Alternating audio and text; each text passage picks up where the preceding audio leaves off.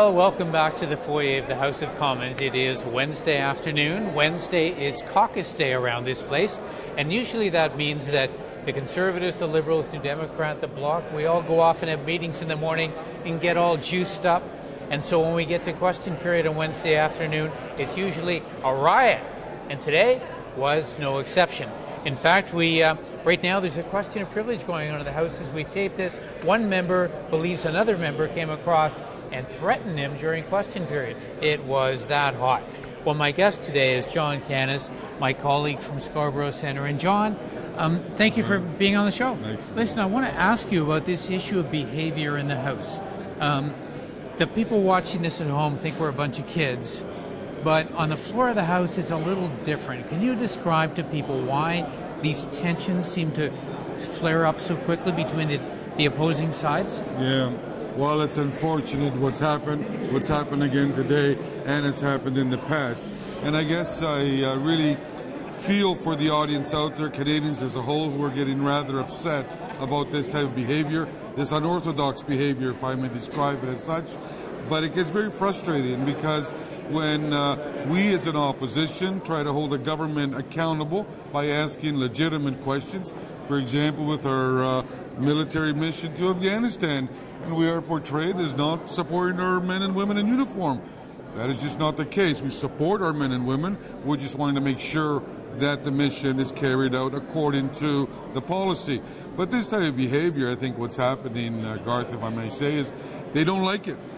And then we get frustrated because they're not responding accurately and as they should. They move in a different direction. They respond with inaccurate information. And of course, it's very frustrating for us. Do you think the government members feel somewhat pressured right now? I mean, I do believe they thought they'd be in an election right now. They're down a bit in the polls. Are they just not used to being sort of behind on an issue? Do you think that's why emotions have flared so quickly? Well, it's been described by media and others that Mr. Harper runs a top-down government. It's my way or the highway. We see what kind of comments he's made to the candidate from Quadra. You know, you step out of line, forget it. I think at the same time, overall, it is very, I think, pleasing because they threw everything at us but the kitchen sink in the last 13, 14 months on those 5 points, supposedly, which they haven't delivered.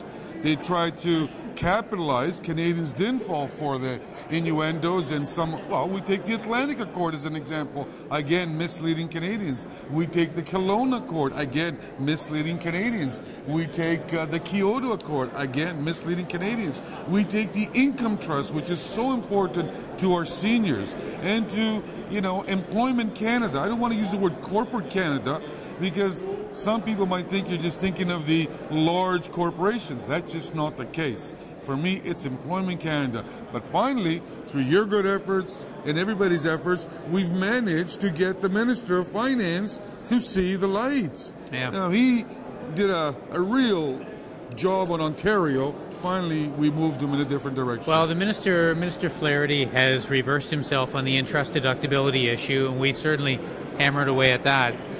You and I have both been hammering away on income trusts. We think that that's very much an unfairness. And whether you agree that income trusts had to be taxed or not, it was a broken promise. And a lot of people invested based on what they thought the Prime Minister would do. Do you realistically believe that we can get anywhere on this? Or do you think he's just bullheaded and that's going to be the end of it and we'll have to wait till the next election? Well, first of all, let me just say thank you as my colleague because you've been right at the forefront with John McCallan and so many others on this issue. And we've moved in one direction. We managed to get him to reverse. So I think that's an accomplishment of what we have done. I think Canadians, seniors especially, have applauded it, at least from what I've been hearing recently. And I feel very confident that the other motion that we have before the House today, later this afternoon, I think will get him to see the light.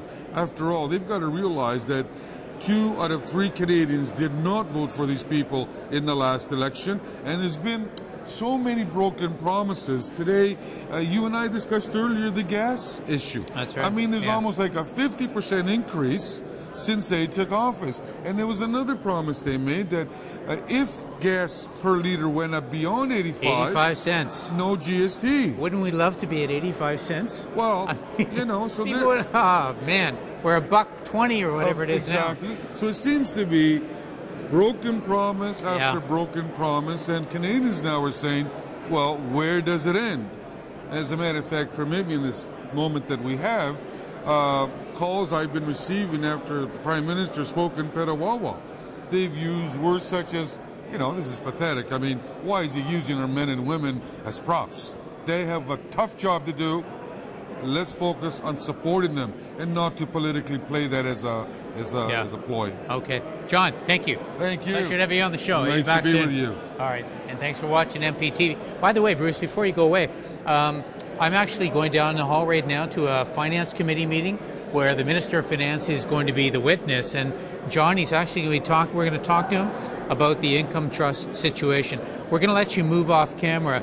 And then, Bruce, I'm going to actually ask you to come down the hall with me to the committee room. I just want to show the viewers where this takes place and give you a little bit of a sense of that. So hang on, be right back. All right, now we're back here in the foyer of the House. John Cannis just left us, and now we're just going to walk down the hall. We may get stopped by a security guard here. I'm not exactly sure, but let's give it a shot. So I want to show you where these committees take place on a daily basis. And today I'm sitting in on a meeting of the House of Commons Standing Committee on Finance. And Jim Flaherty, the minister, the minister is going to be testifying. And the meeting room that we're in is one of the historic meeting rooms here in Centre Block, hélas. And it is going to be actually a pretty interesting meeting. It will be televised on CPAC, but we're at the point right now where we're at third reading of the budget implementation bill. And once this bill passes, all the measures in the budget have passed. This is actually the last chance that individual members of Parliament, like me, will actually have to question the minister, talk about the various provisions that are in that bill, and see if he's going to change his mind or alter anything. So obviously we're going to be talking about income trusts. This is one of the last chances we get, we'll watch that pillar, to do that. And so we're just going to go into the committee room in a minute, and I'll have to end this, here we are over here, Bruce. I'll have to end this, this little dialogue here, but it is a very interesting situation. And of course, the minister will be feeling somewhat under attack as he comes here before the Finance Committee today. He's not here yet, but we're here. And do a little pan around the room, Bruce, just so you show people this historic room. This is actually called the reading room here in the Centre Block. And all of these panels were done in the 1930s, illustrating the impact of the printed word. So here we are, and we're going to be going to the committee in a minute. I'm going to hand this over to you, all right? And I'm going to sign off and find my seat. Talk to you later. Good stuff.